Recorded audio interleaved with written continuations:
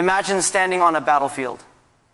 Not one of steel and fire, but one of noise and chaos, the constant roar of the world. And in your hand, you hold a weapon that is invisible, weightless, and absolutely devastating. You refuse to use it. Why? Because you think noise is power. You are wrong. Your strongest weapon is not your voice. It is your silence. Look at your life right now. You are exhausted, aren't you? You are constantly reacting. You are defending, explaining, scrolling, arguing, proving. You fill every empty space every second with noise. The noise of validation from strangers. The noise of endless entertainment. The noise of cheap, impulsive chatter. You are confusing activity with accomplishment. You believe if you don't speak, you don't exist. You believe if you don't respond, you've lost. You have become addicted to the rush of external stimulation. You are living a life built on a foundation of shaky, constant noise. You are drowning out the only voice that actually matters, your own. Let me tell you about the true battle. Think about a tree. Does a massive oak tree shout about its growth? Does it argue with the wind? No. It uses silence. Its roots grow deep in the quiet darkness, building unimaginable strength year after year. The tree's value is in its silent, steady mass, not its noise. Point, true growth happens in quiet. Example, the silent roots. Moral, stop arguing, start growing. Consider a race. The runners do not talk during the final sprint. They use all their energy, all their focus for one thing, the finish line. Every gasp, every unnecessary movement is a loss of power.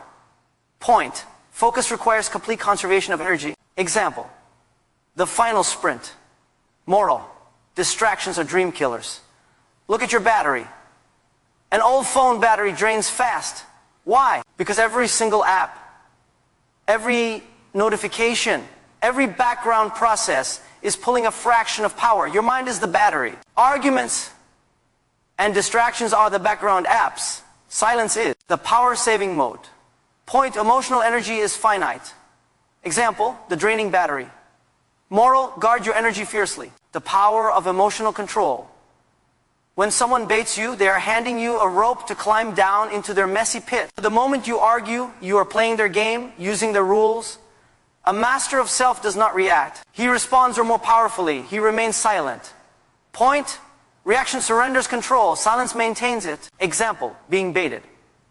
Moral, silence is power, the focus lens. A magnifying glass must be held completely still and focused precisely to start a fire. Any tremor, any noise, and the light is scattered.